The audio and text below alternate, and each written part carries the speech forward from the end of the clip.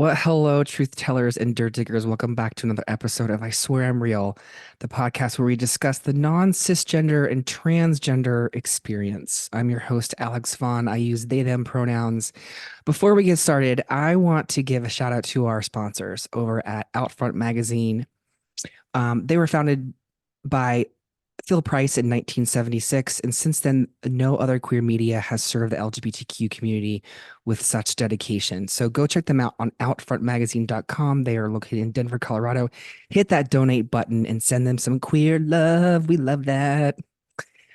Also, one more shout out also to our podcast sponsor, CO for Kids, which is Colorado's campaign to raise awareness of the need for foster and adoptive families here in Colorado. Foster parents are absolutely amazing. They provide safety and stability and care to kids while their parents take time to learn new skills and address safety concerns. Did you know that Colorado needs more foster parents from every community, including the LGBTQ community, especially the LGBTQ community, because they should reflect the diversity of our state?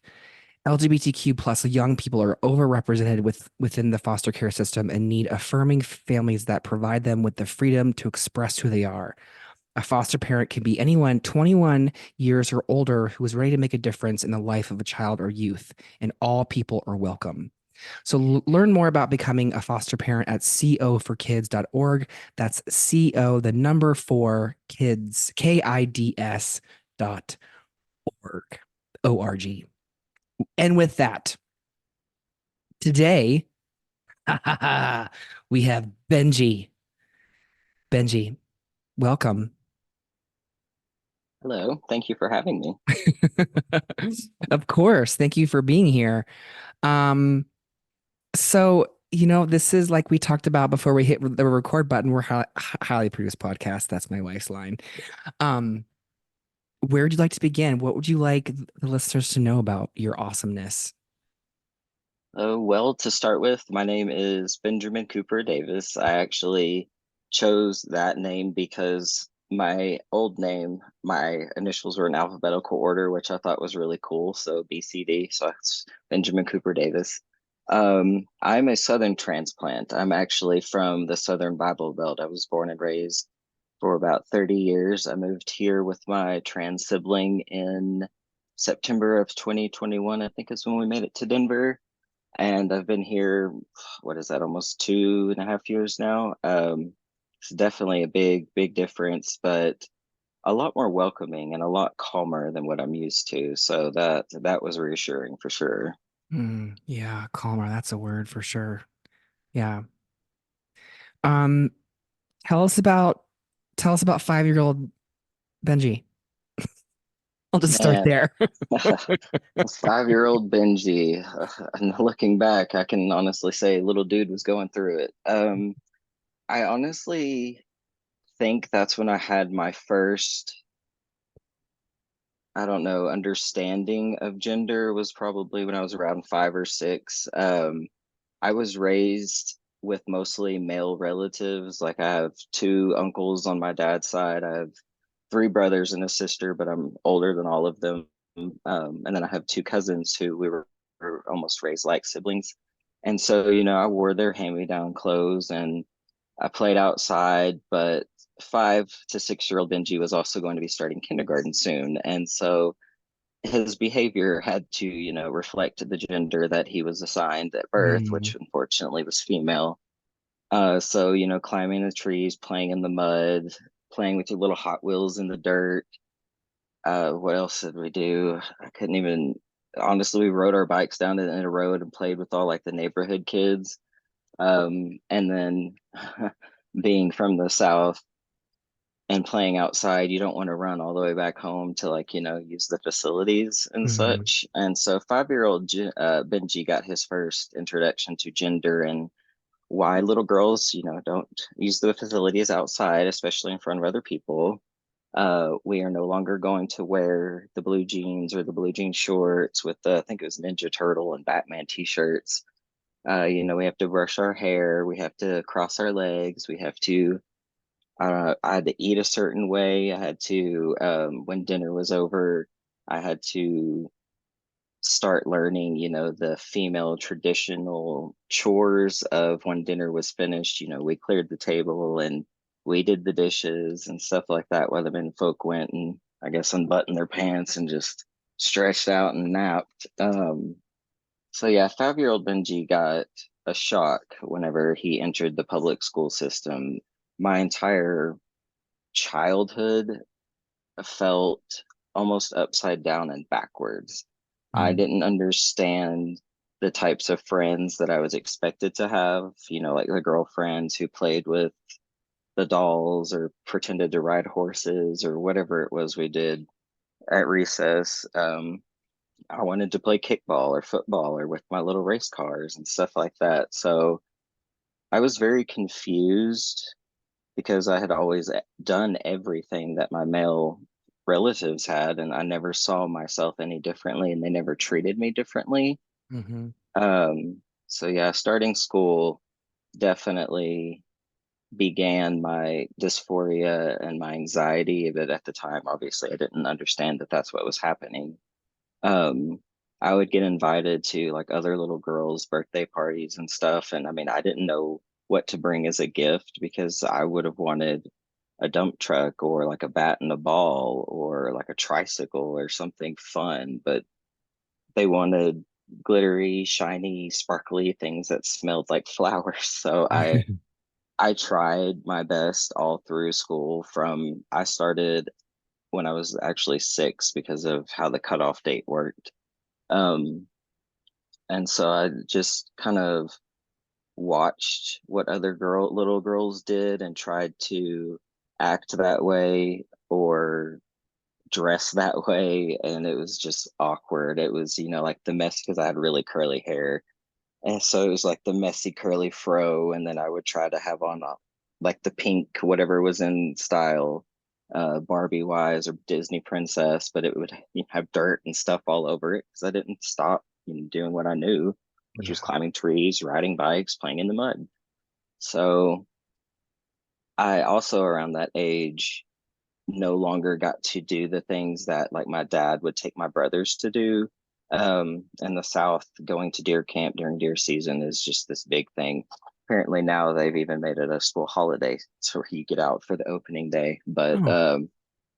yeah, so we would go to like deer camp and spend the weekends and like dress in all camo and we'd eat, I think they like fried potatoes and beans and some type of meat in one skillet on the fire, but I didn't get to go anymore. I had to like stay home and do whatever like the girls were going to do, to have like a girls day, to go shopping or to go to the furniture store or whatever it was that we did. I I don't know, I was confused. I felt very alone, invisible, and isolated, even though like people would talk to me, and comment on just I was like a pretty little girl. I had really nice long curly hair.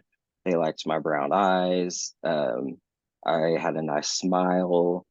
I was really sweet and polite. Just honestly, it was me, shutting down on the inside, but I was just like, whatever. Um, that that was when my mental health, I won't say problems because I mean we all go through it and we just have to learn how to navigate our own, but that's when my anxiety and dysphoria like ramped up. I would probably say to about 100. Was just I was no longer allowed to dress how I wanted to. I couldn't wear my hair how I wanted to. I couldn't play with the friends that I wanted to.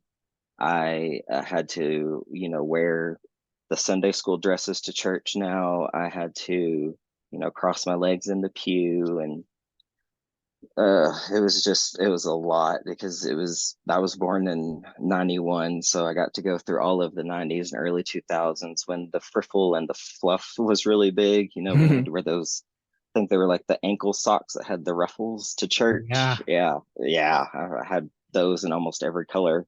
Oh, I had to wear Um, those too. and just the clothes would itch, and just I hated the way I looked in them. I hated the way it felt against my skin. I would cry. I would throw tantrums. I would do almost anything not to have to wear those types of clothes when my brothers and cousins got to wear, suits, or they got to wear slacks with their button up and they had a cute little bow tie. And I'm over here in this, I don't even know how to describe it to you. It's just this Darth Vader helmet dress.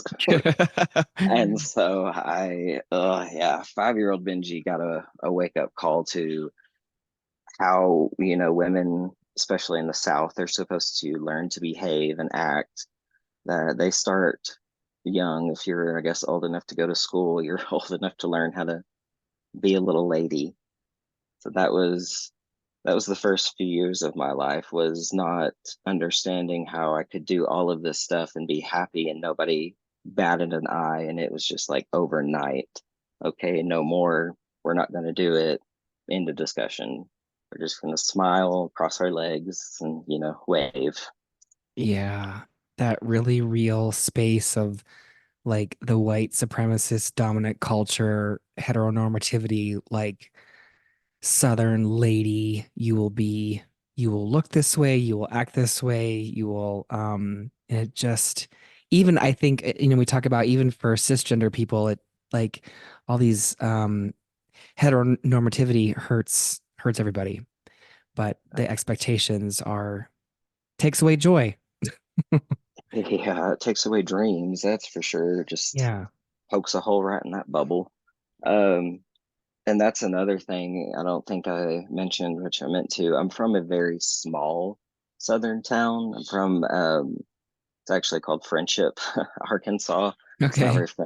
not very friendly for its name. There's, I think, 160 people, and that's including like all of the stray cats and dogs. It's a literally a mile stretch of road that has probably 15 churches, a post office, two gas stations, our public school, and a park.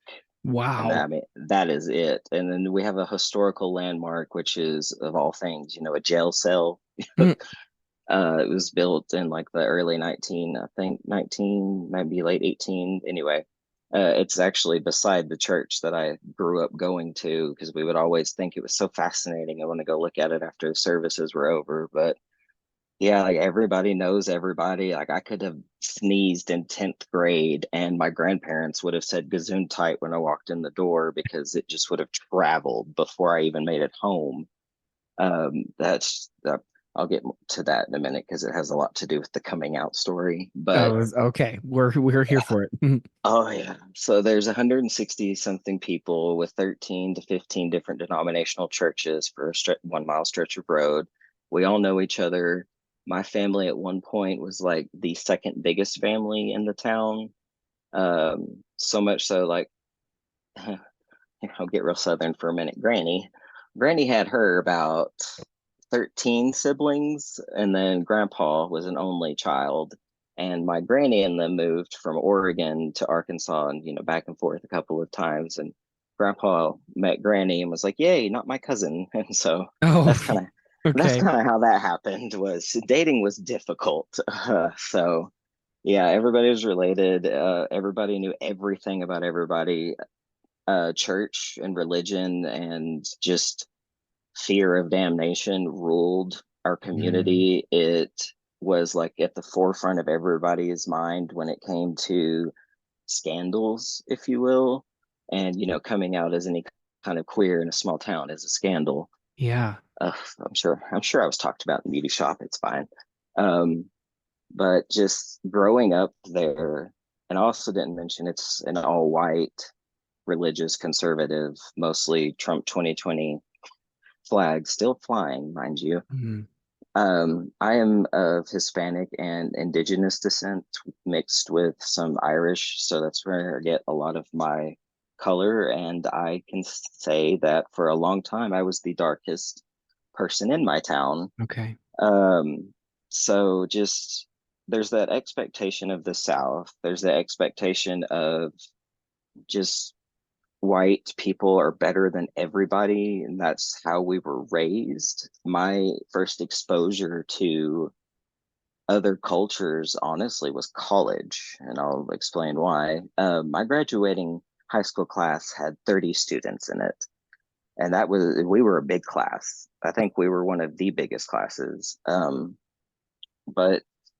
it was just we all competed against each other for grades because there wasn't that many of us, and we all wanted to go to school and get the hell out of there. Um, and a lot of us didn't have the option to go out of state or even an hour away for college, so we just competed academically. Like any other school, we still had cliques, as small as we were. There was still the weird, different individuals who I completely understand now. Still had the stoner skater dudes, chicks. I liked them. They had the best taste in music. And then we had the athletic jocks, which we were so small we didn't even have a football team, like basketball all the way. So I moved to this school when I was in the second half of seventh grade, right in the middle of, that first puberty, having feelings for other people that are like bigger than just, oh, I think they're pretty or Yeah. stuff like that. I had lived with my mom before this, and my dad moved me in with him. And even though it was only 20 minutes apart, I had to move schools. Um, and so I went from like 150 students to 30. I was already struggling to get out of like that tomboy phase because I didn't want to be labeled things that I didn't quite understand yet. And so I wanted to fit in and look like and sound like everybody else. And that's what I did. Well, when I moved to this school, it became harder because there were fewer of us. And so I had like, I think there was like five of us, girls, if you will, friends that we went through high school together, thick as thieves, did things we probably shouldn't have, lied for each other, played all of the sports, paying for it now. And like I wanted to fit in and be like them so badly. They were pretty, they knew how to fix their hair, they knew how to do their makeup, they knew what clothes to wear, they knew how to like act. They had boys interested in them, they were interested in boys, and they just made it seem flawless. And I'm Mm, over here on the inside, like Tasmanian devil spinning out, screaming, just like, what is going on, while trying to remain calm on the outside because I don't understand my feelings of who I like. I don't understand why I feel masculine in a feminine body. I don't understand why I prefer, like most quote unquote young lesbians, because we'll just call this my young lesbian phase. yeah. I wore like the basketball cutoff shirts and basketball shorts and slides all of the time. Like I was that kid that got told, go put on some real clothes all of the time. But Mm, I mean, I was comfortable that way. I didn't yeah. feel like people looked at me or stared at me because I wasn't wearing something outrageous, if that makes sense. And so I would go shopping with these friends and let them, pick out my clothes, and I would try them on, and oh, I hated it. I felt like somebody literally just put saran wrap all over me and was tying a corset on top of that. I couldn't breathe. It itched. It felt awful. When I looked in the mirror, I just saw like a blur. It didn't even look like myself. And so I unfortunately still went along with it, wore the clothes, let them talk me into like a haircut. Um, we'd go get manicures and pedicures. We'd talk about boys. They would try to like set me up with, if they had a boyfriend at the time, one of their friends. And they just always seemed to like push the issue. Because I mean, up until this point, everybody but, little neurodivergent Benji knows that Benji's queer. Don't know what kind of queer yet, but Benji is queer. Yeah. So I'm just skating through life oblivious to everybody else knowing because I think I'm, hiding it so well. And it turns out, no, not at all. I actually kind of got outed, we'll call it the first time, or at least the first time it was verbally expressed that, I might be a lesbian.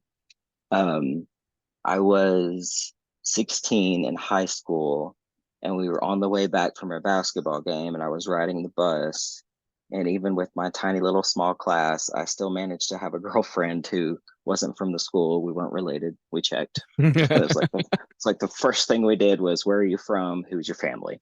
Yeah. Um, so we were sitting on the bus together and, like holding hands. I mean, it was dark. You couldn't see anything. And I honestly had my Letterman jacket over me because I was cold and sleeping. And my ex-boyfriend, we'll just say one of the biggest cover-ups I ever dated, got mad and Mm. went to the principal of all people the next morning.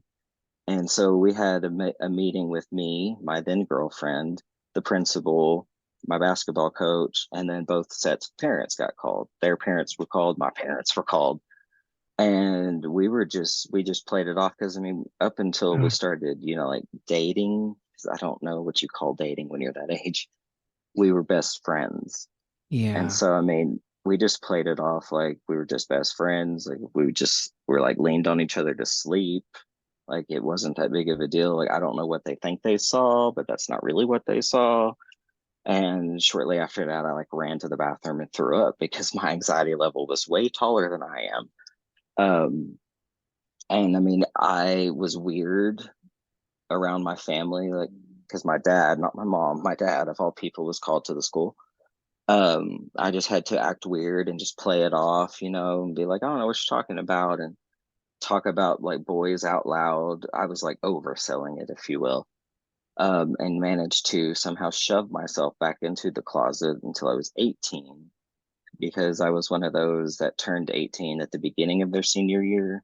Thank you. I'm very grateful for that because I kind of got outed again, but that was my own fault. And instead of lying this time, I, took a deep breath and all 5'4" of me just said, "That is my girlfriend."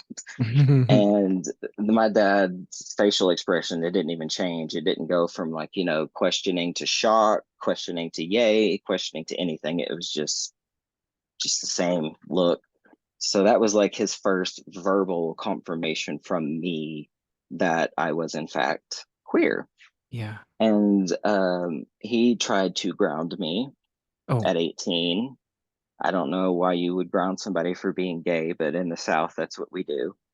Um, I wasn't allowed the to go entitlement, to, yeah, yeah, yeah.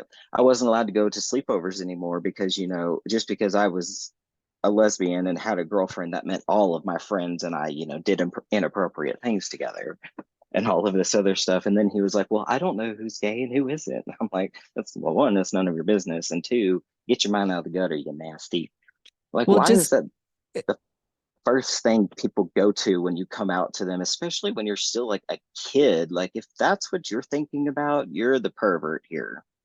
Just saying. yeah, it's that really like subliminal covert message of, queer people are deviants and you must want to prey on, you only care about sex and that kind of stuff. And it's like I want to ask cis het people sometimes, do you like, if you're a man, do you like every single woman that walks in the room? If you're a woman, do you like every single man? Like, no, you don't. So why do that to us? It's the exact same thing, but the messages that you're getting that live in your subconscious are telling you that we're some deviant weirdo that now you're choosing to believe.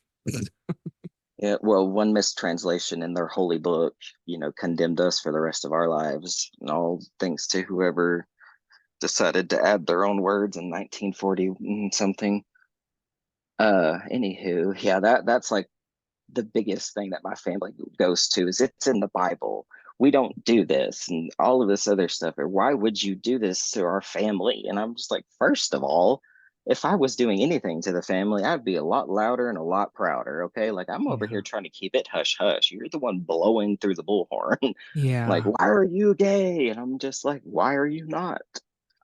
Granny asked me that one time. She's like, why do you like girls? Like, why? And I was like, why do you like grandpa? Why did you fall in love with grandpa? It's like, it's Mhm. just your brain, it's your heart, it's how you feel. I Yeah. don't know how to explain this to you. Like, where cis men should be, they're not. I'm sorry. It just Yeah. was left out of my part of the brain.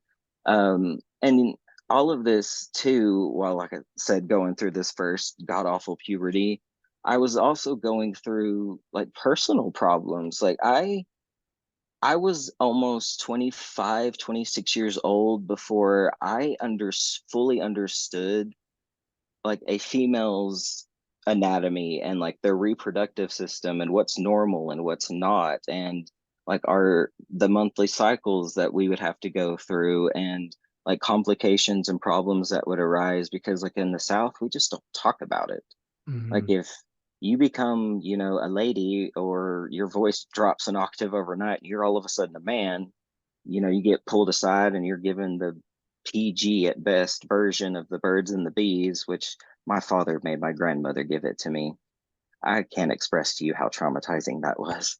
Um, but like I was going through problems, and I don't mind talking about it because it's a part of my trans journey as well. Like I Okay. was suffering from endometriosis and PCOS, and it was causing, irregular cycles every month. And my doctors from the South took two looks at me and just said, "Oh, you're just an athletic, healthy, female. This often happens with athletes. It's very common, like for gymnasts and stuff like that." I'm like, bro, so I do the bare minimum. Okay. Like I do what I'm supposed to do, but one or two tracks up and down that court, and I'm chugging on the jersey like, coach, I need a breather. Like I am not Michael Jordan by any means. Like there is no way that this should be affecting me this much.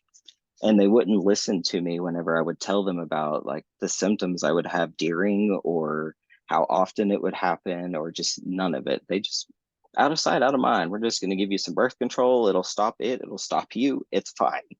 So that was pretty Medical. much how Yeah.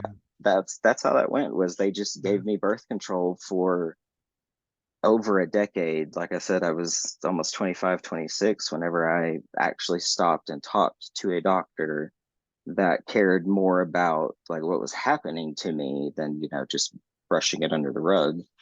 Um, and that was when he explained what endo and PCOS was, and I gave him my symptoms, and we had appointments and all of that. And it came down to my hysterectomy was medically necessary, and I actually had to have a total hysterectomy. So that took away every chance and hope and dream I had of like a little Benji running around and, to pay for my raisin, as they say in the South. And that was something that I'd always wanted.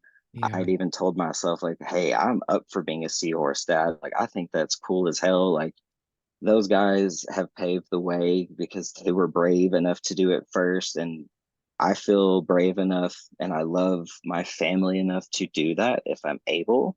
Hmm. But unfortunately, I wasn't. And all of that started like going into the works, and the surgeries were scheduled and stuff before I had ever even started hormones. I was actually a couple of months on testosterone by the time the surgery happened, just because of how appointments and stuff fell. Um, so yeah, I started testosterone January 31st, 2018. So I actually just hit 6 years, and I had my total hysterectomy that October. So I Okay. was just under 10 months of being on hormones whenever all of that happened. Um, So let and me just I, pause you for a second. So, short question, long question. So, short question, tell the listeners what a seahorse dad is. okay, so a seahorse dad is a trans dad because I mean, we are, non-binary, queer. You can be masculine, you can be less masculine, you can be femme, and still, a trans man. It does not matter. But because you can carry life in you, Yeah. that makes you a seahorse dad. Because I don't know if anybody knew this, but in the seahorse world, the male actually carries all of the little babies around, and that's why Okay. it's called a seahorse dad. Thank you for that. Second Yeah. question, a little bit longer. Phyllis, since you told us about your coming out as your lesbian phase, and Oh, I, yeah. I Sorry. had my own as well. Phyllis fill in the gaps between that to like, hey, I'm trans. Okay, so 18-year-old Benji as a lesbian was outed in the senior year of high school. It was honestly like November, so I had a couple of months left of school to go. Um, Like I said, my dad tried to ground me. I didn't care. I went and stayed with my maternal grandparents for Okay. almost the rest of the senior year because I'll get to them in a minute. They were angels, and I love them. I went and stayed with them just because they didn't give me a hard time. They didn't lecture me. They didn't put any unnecessary stress on a child. They just expected me to go to school, pay attention in class, do my homework. Yep. That was it. There was nothing else. And a big point I probably should have led with is my mom's family is Catholic. My dad's family is missionary Baptist. Those are two completely different things. Okay. Like opposite ends of the spectrum, and I'll explain in a moment how that affected my life. But so yeah, got outed at 18, came out, went and lived with my grandparents. I graduated that May of 2010, moved in with my girlfriend. My very first relationship ever. I was 18 going on 19, and they were 20 going on 21. Um, like I said, only been from an all white, conservative, heterosexual small town, never anything queer. So when we go to the movies and hold hands, we always got stared at. We got hugged or kissed, always got stared at. It was very weird. But even through all of that, like having a girlfriend, I still felt masculine. Like I felt like a boy. Mm. I never talked about it and I didn't understand it and certainly didn't Google it because phones and internet was still coming around then. Um, but I started dressing the way that, I did when I was younger. Like I wore boy clothes again. When I started college, I looked like a full-on lesbian. I still had my longish hair, but that's just because it's a part of like my culture and identity. So long hair is just my thing. Um, but yeah, I started dressing like a boy again. Um, my girlfriend and I, like most first relationships, when you think you're madly in love and going to get married, we broke up. Hmm. I failed out of college because my head was everywhere but school. And that's when I joined the military. So this was June of 2011. I raised my right hand, swore in, all that good stuff, and then I shipped off to basic August of the same year, so August of 2011. Don't ask, don't tell was still in effect whenever I enlisted. So by that point, I did cut my hair off because buns and the helmet and oof, it was too much. And it was hot because they sent me to Hmm. Missouri of all places. But so don't ask, don't tell was still in effect. And I just played it off like I wanted short hair because I didn't want to deal with it. Yeah. I tried to act all prim and proper as much as I could without being made fun of by my drill sergeants.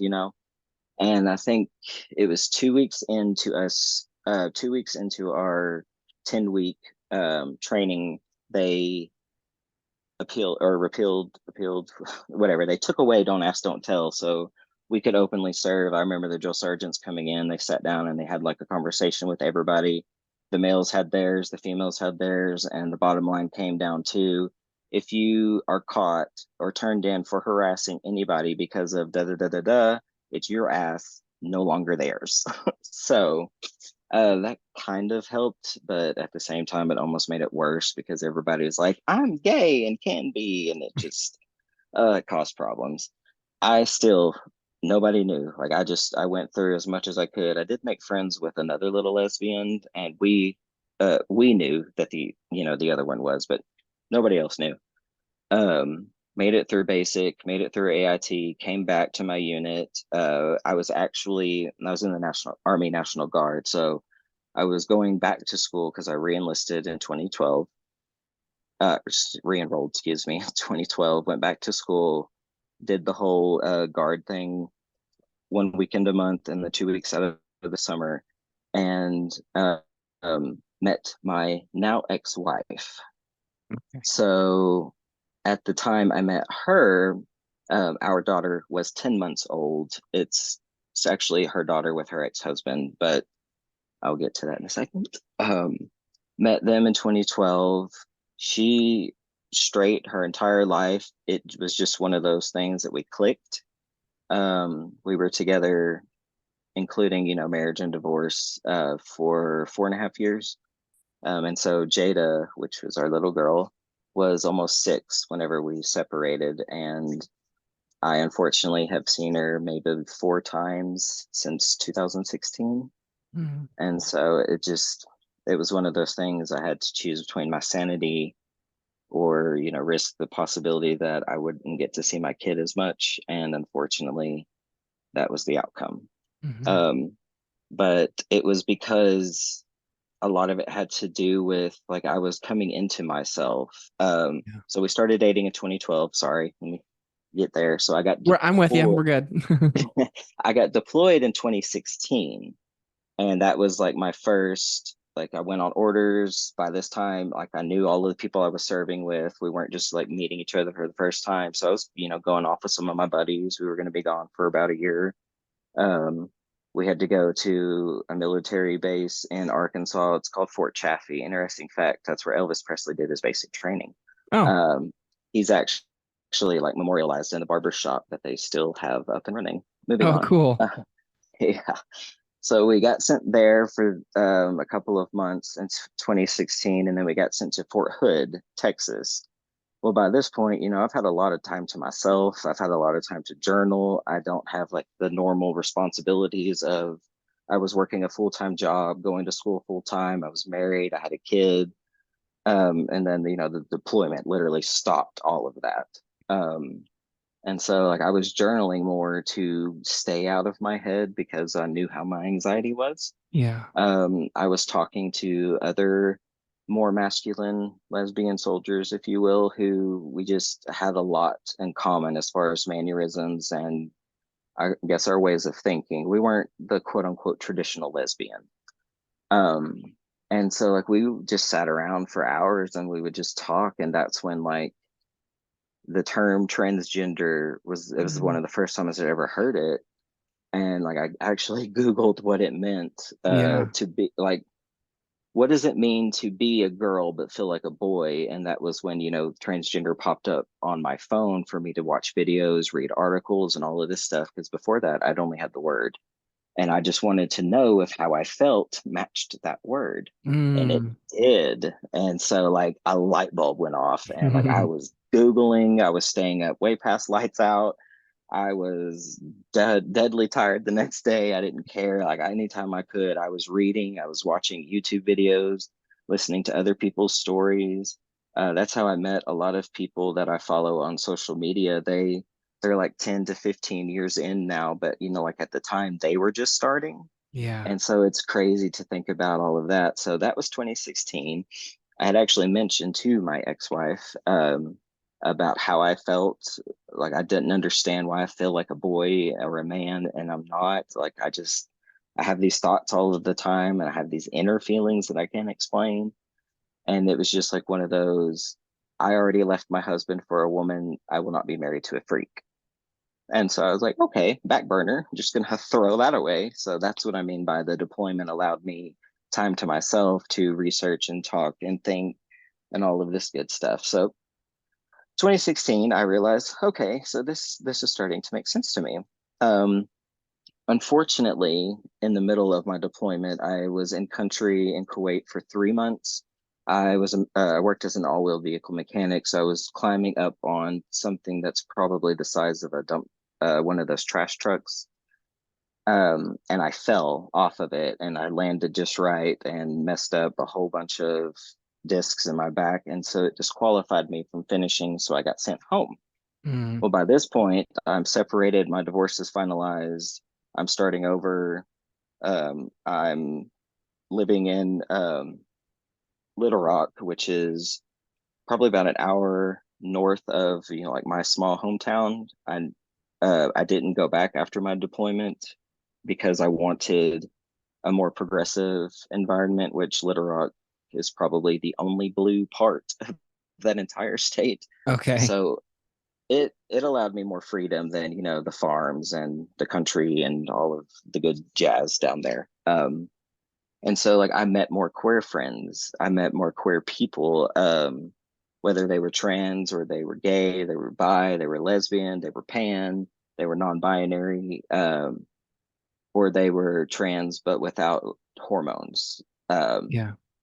just because maybe medical reasons, not to disclose anybody's information, but that is totally a thing. You can still be trans and transition, even if hormones prevent you, you still count. Just to throw that out there. Oh yeah, that's Uh, a valid. I'm glad you say that because people want to validate other trans people's existence, whether or not they are on hormones or have surgery. And yeah, being exactly. trans is, Surgery. yeah, Yeah, you're still it's trans your without it. journey.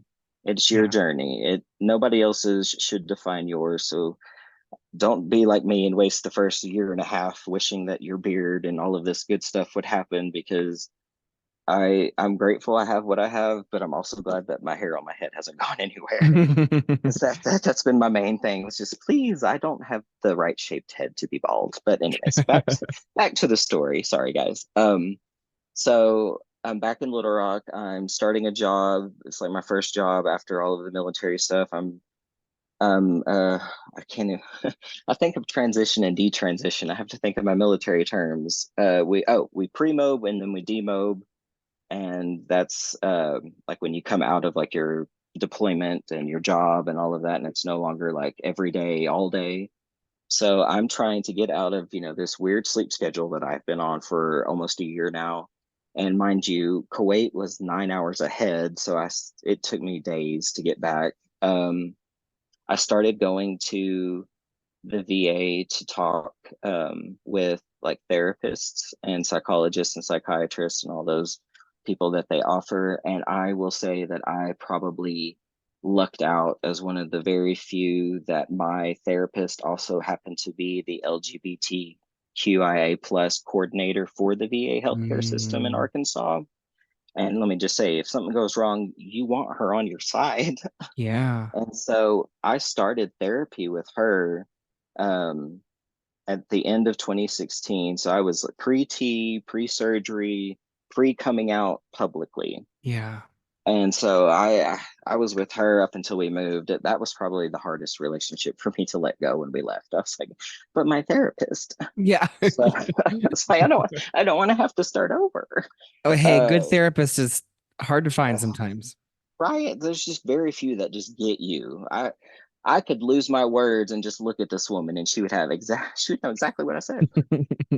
So I started going to therapy. She started talking to me and, would ask me questions, but not so much like the how does that make you feel, the usual that you get. We go in for an hour and somebody's just tired of looking at you. She, I mean, got down to it. She would have me crying during sessions. She would have me like feeling, whether it was angry or happy, but she had me feeling, which was the Yeah. important part. And she allowed me to process everything. And we even did like a mock coming out to my family. Um, Unfortunately, it never got to that point because my coming out as trans is more to do with bad mental health, bad coping mechanisms, and a mental health stay. So I do want listeners to, if that's triggering for anybody, I am going to talk about self-harming and all of that good stuff. So September is a very hard month for me because, like I told you, I had those maternal grandparents that are awesome. Yeah. um Both of them, unfortunately, my grandfather actually passed away while I was in basic training and I didn't get to come home, and so it was hard to process when I did come home. But he passed away from a brain tumor. And then in 2020, my abuelita also passed away from a brain tumor. One was environmental, and apparently one is like hereditary or can be passed to us. I don't know. I've been checked. We're good. Okay. Um, but I lost both of them, and they were just the definition of unconditional love. Like Mm, they would have gone to war against anybody to protect me. And the the most cussing that Abuelita ever did was when she would watch football, she'd call somebody a big dummy, and that was her cussing. Like she would go, pray about it afterwards because she felt bad. But when it came to me, she was there, she was ready. So losing them was very hard. Um, but I'll get to that in a second. So I was going to therapy. We were talking about it. We were trying to do the mock thing. My grandfather passed away in September of 2011. And the hardest part is he passed away within days of his birthday. So I have both of those within like a week to try to get through. And so I turned to drinking. I became an alcoholic, which, to paint a little bit of background, my mom is also an alcoholic.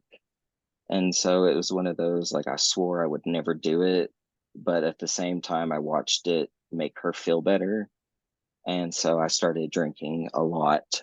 Um, and, as well as I do, you shouldn't drink with mental health medication, let alone over drink with mental health medication. And so it kind of put me into a disassociative state to where I subconsciously, unconsciously, however you want to use it, was self-harming. It was like I was asleep, but my body was still awake and doing things and reacting to its emotions. And my partner at the time came back from going out with friends, because I think it was like a Friday night on what holidays in September? Is it Labor Day or Memorial Day? Whichever one is in September. Labor Day. Yeah. It was Labor Day weekend. And she came back and found me, and at first she thought somebody had like broken in and attacked me. Mm. But she was able to get some garbled words out of me. Her and her friend carried me down the stairs because, of course, she couldn't have lived on the first floor. They may have dropped me, but that's neither here nor there. Got me to the hospital. I apparently was fighting the nurses, biting at them, cussing, spitting, trying to just swing on anybody. And I was admitted, and I slept. I don't even know how long I slept. I know it wasn't a full day, but it was close to a full day. And like I came out of it and I was like, okay, where am I? What is happening? Why can't I move my arms? And that's when everybody, like came in and talked to me, and they took me off of that mental health medication because just fear of it happening again. Um, and then I was checked in for my 72-hour stay, and I was afraid I was going to have to be there all weekend because it was a holiday weekend. And I wanted to go home because I'm better in familiar. I do worse in unfamiliar and uncomfortable. And I didn't want that side to come out and then be like, maybe you're where you're supposed to be. So I did get assessed. I talked to the doctor, and that was the first time that I just blurted it out to somebody outside of like my partner and my therapist. I was like, Mhm. I'm struggling with all of these emotions, but the biggest one is I'm trans. I am a Mhm. man. Like, I am a boy, a man, a guy, dude, whatever you want to say, but I'm this. I Mhm. am not what you see, and I never have been. And if I keep living this way, instead of the ER, we're going to be, calling the morgue. Like, I'm to that point. Like, I can't keep pretending to be somebody I'm not and living a life I don't know how to live.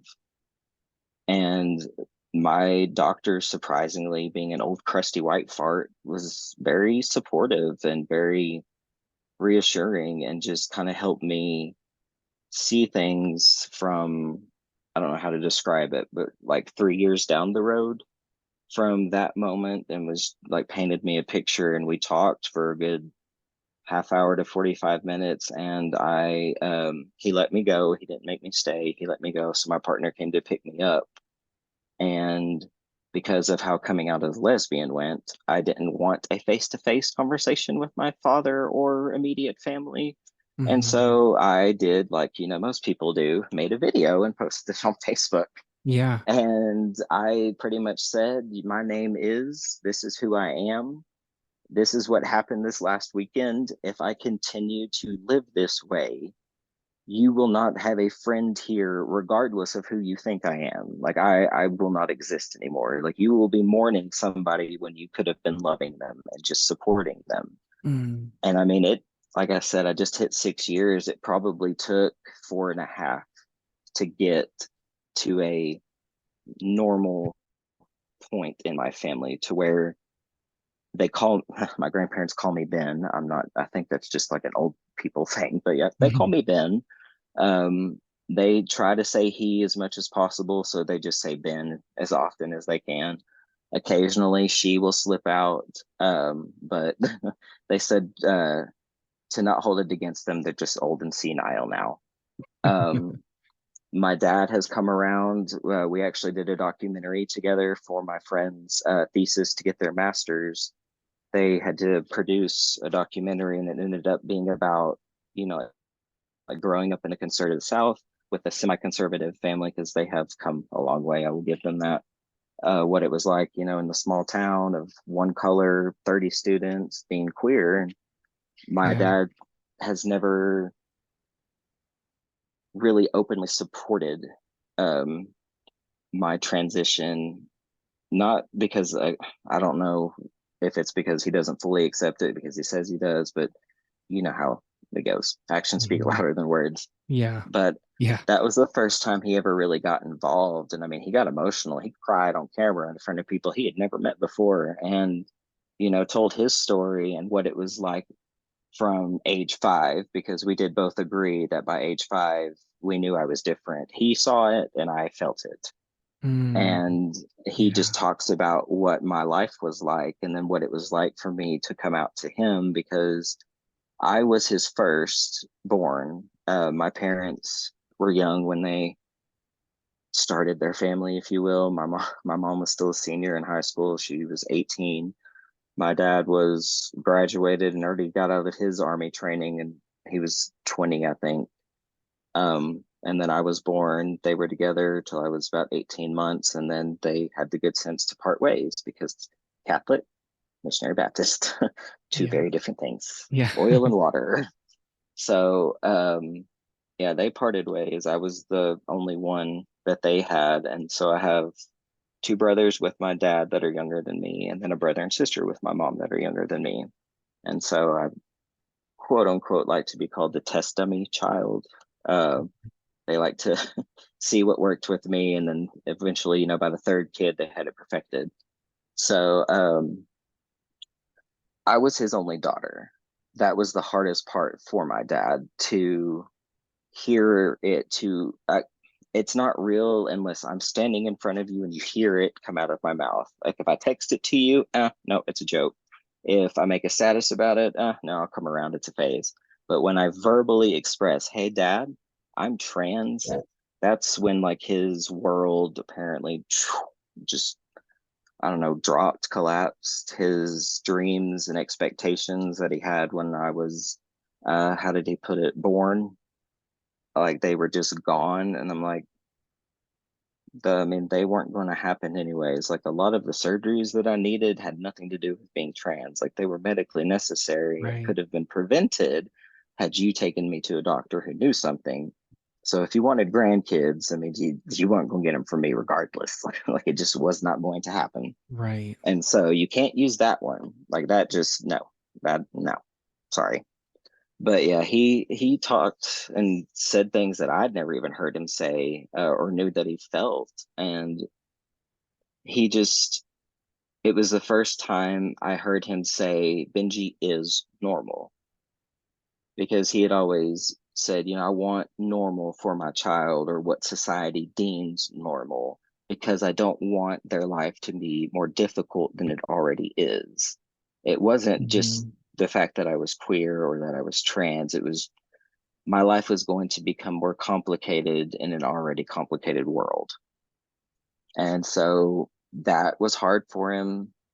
Um, the first year or so, I wasn't, like I said, my beard didn't really come in. My voice was finally staying at an octave I could appreciate.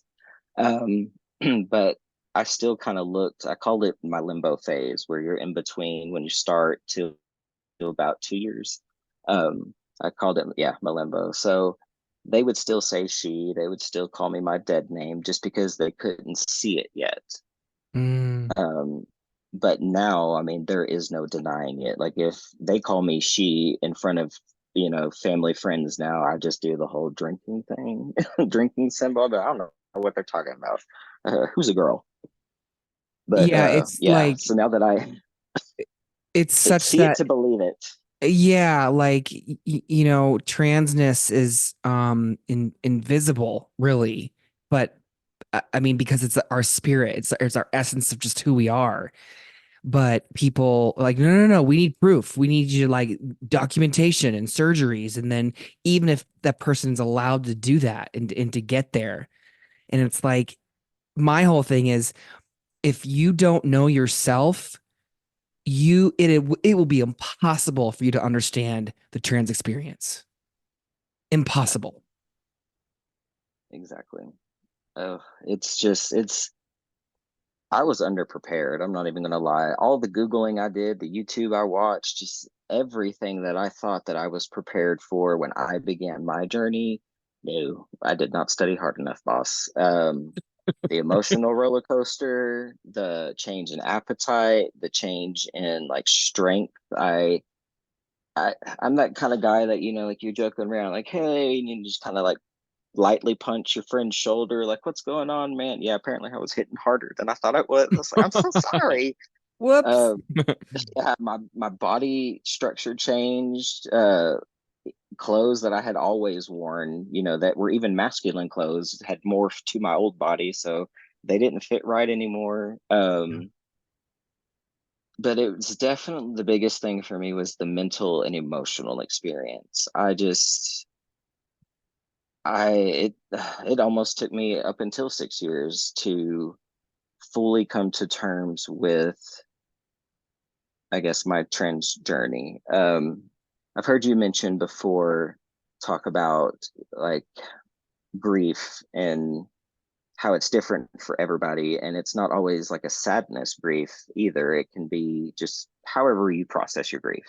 Mhm. My biggest thing with that was probably learning to accept that I am not a cis female and I never have been. I Mhm. was just pretending, but I'm also not a cis male. I never have been, and I'm never going to be. Yeah. But that's just because of the anatomy I was born with. Um, so I have come to terms with and have learned to love that I'm just this unique being. I get to define myself because in the hetero world, a lot of times when you're born and identify with the same gender, you have to live somebody else's life in some aspect. Like you Yeah. have a little bit of your mom's, a little bit of your dad's. Other people influence the way that you do things because it's quote unquote normal or it's the expectation. I get to define myself, set my own expectations, make new norms, teach my little nibblings because I have all of these brothers and sisters who have kids. I get to teach them to love people for who they are. And Mhm. I have two little nephews that are old enough to remember who I was before and understand who I am now. Yeah. And I mean, they took to it quicker than I did almost. Like it was just didn't Oh, skip a beat. They're like, okay, kids are whatever. so awesome with that. Yeah. Right. But I get to be the person I needed when I was younger. Mhm. And it doesn't even have to be like in a parental role. It can just be like somebody like a mentor, somebody you can come to, like just a safe space. Whatever it is that you need, it would be amazing to be able to provide that for somebody else because I know what it is to sit for years in the silence, just in yourself, not knowing what to do, which way is up, nobody to guide you, because the Mhm. things that you're feeling, those are the big no-nos that we don't talk about. Yeah. And so that's why I wanted to come on and, speak with you because everybody's story is different, but can be similar to others in a way. They may take something from mine. They may take something from somebody you interviewed 2 weeks ago, and they may take a little bit more from somebody you interviewed 2 weeks from now. Yep. That's the biggest thing was I had to learn to accept what has happened from 5-year-old Benji to now and accept that it has helped and hurt almost equally. I don't hold resentment for the ones who didn't do what they were supposed to, like parent wise. I don't blame anybody because I feel like in the moment we all kind of do the best with what we have or what we're Mhm. taught. Just my parents being young, they did the best with what they had at the time. Yeah. So I'm fortunate enough that at 26, even though, I almost drank myself into the ground, I walked out of that hospital and got a second chance and got to live a life that some before me, they didn't make it to this point. Hmm. There are people I follow on social media that, started way before me and came before me who aren't here anymore because it's like you said, I swear I'm real. We're not talked about enough. We're not seen as human. We're not seen as something to take seriously. It's to most uneducated individuals on the trans topic, it's more of, oh, it's just a trend, or oh, it's a fad, or oh, it's, I don't know, the newest way for us to rebel. I have heard some things. Okay. Yeah. The conspiracies are crazy. And so I don't I don't want to lose any more of us. I know Hmm. it's inevitable and it can't be prevented because the world we live in is broken and cruel right now, but telling our stories will help somebody somewhere get to the point that we are at now, I guess is what I'm trying to say. I just want everybody who listens to this, like I said, surgeries do not define your transition. Hormones do not define your transition. Changing your name does not define your transition. And whatever pronoun you choose does not define your transition. You do. Yeah. And I know that it's hard and right now it feels dark and cold and lonely, but we are here and we do hear you. And for those of us who can, we are fighting as best we can to keep as many of us safe. Yeah.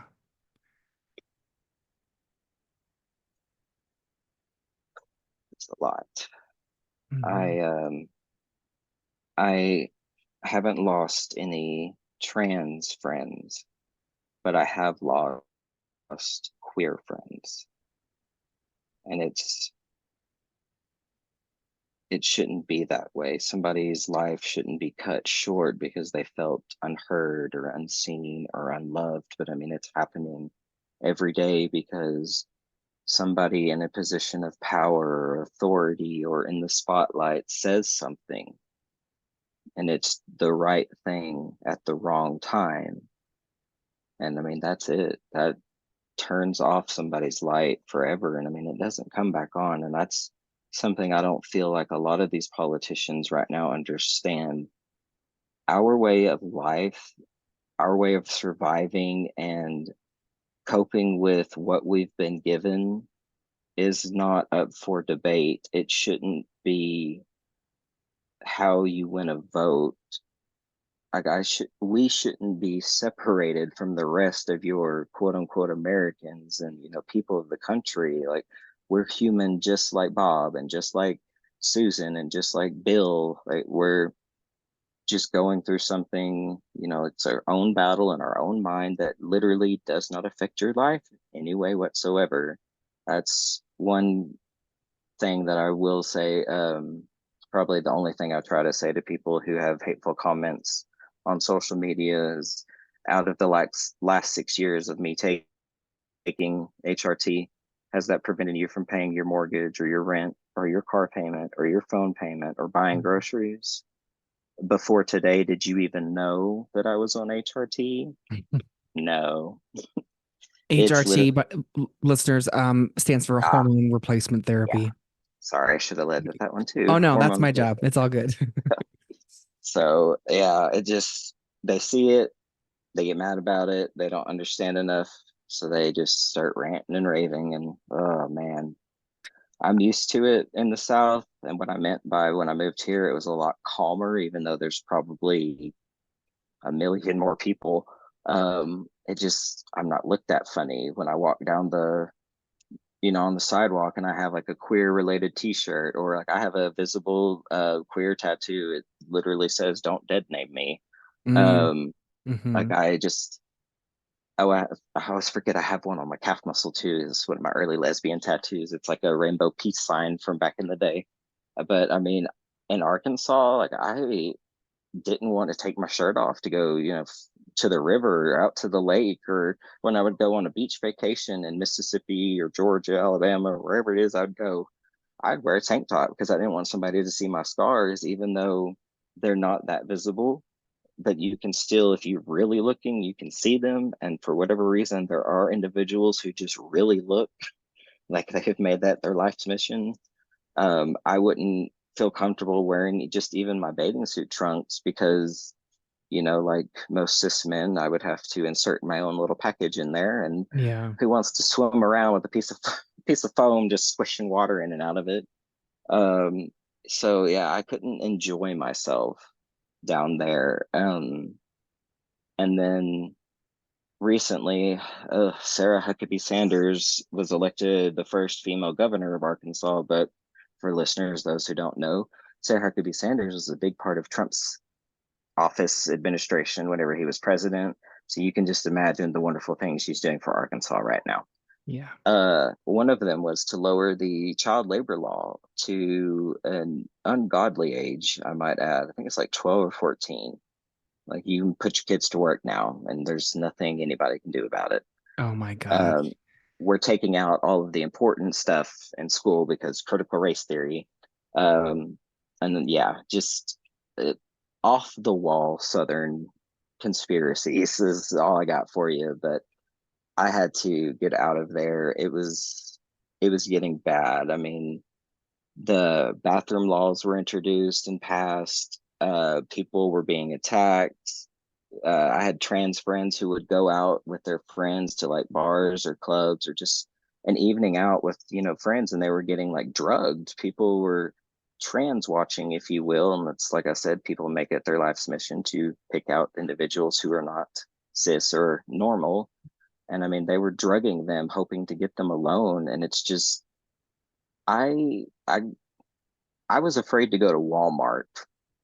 I mean, everybody goes to Walmart. People don't even put on clothes to go to Walmart, and I was afraid to go to Walmart. Yeah. Um, I would go to the VA. I would walk my dog at like the dog park that was near my complex at the time, and my brother worked at Trader Joe's, so groceries were taken care of. I just sent money. I didn't have to leave for any unnecessary anything, and that was also where I started drinking again. And so I knew if I stayed in the South much longer, I was going to drink myself into the ground or come up with some alternative method because as accepting as my family was becoming, the rest of the state was going backwards. It was bad. Yeah. I think there are a lot of leaders and politicians, caregivers, adults that are still trying to figure out how to add and subtract. And the trans experience is you got to be able to know how to do quantum physics. You got to be able to know how to do algebra because we're so far past your like basic human math that it's exhausting trying to explain to you how to multiply and divide. Right? Like, wait, listen, if you can't get the please excuse my dear Aunt Sally, I can't help you. Or Right? whatever I think that's how it goes. Yeah. It's a parenthesis. Yeah, PEMDAS. anyways. Yeah. Yeah, that good one. Like I don't have time to break that down for you, sir. I need you to already be graphing these points, okay? Like figure it out, solve for Yes. why. Yeah. Well, Yeah, so yeah. on before we have to sign off here, what would be something I was going to ask you what do you want people to know, but maybe I'm going to go here instead. What do you wish people would ask you more often? That is a very good question. Something to ask me more often. It would probably just be, how can I help somebody in the future to prevent them going through anything to everything that, little Benji had to go through to finding big Benji. Hmm. Just stop and be mindful and just care about the person you're talking to, Mm. So because simple. before anything, they are a person, human first. Yeah. So that would probably be it. Just what can I do in the future to help somebody not go through the things that, the late 80s, early 90s to early 2000s queer kids had to go through before social media and advocates really took to the streets. So yeah, just Yeah. be mindful of the person and really get to know them. Just care about who they are. It's not hard. Yeah. Well, thank you for telling us your truth. Well, That thank you for was, having me. I yes, quite enjoyed it. good. Good. Me too. Um, Listeners, thanks again for tuning in. You can find us on Instagram, LinkedIn, Facebook, TikTok. You'll is Benji, is there any platform that you would like to share with listeners of services you offer or things that ways they can find you in a good way, of course? I'm on TikTok, of Okay. course. May have to figure out how to include my name because I can't remember what it is because they're all a little different. But I'm on TikTok, Facebook, Instagram. I actually have two Facebooks and Instagrams. One is you can actually find it. It's just Benjamin. It has to do with the documentary I was talking about. Okay. Tells a little bit about it, and you can actually find the same documentary, the full thing, on YouTube. Just search just Benjamin, or you click on the link on the Facebook page. Okay.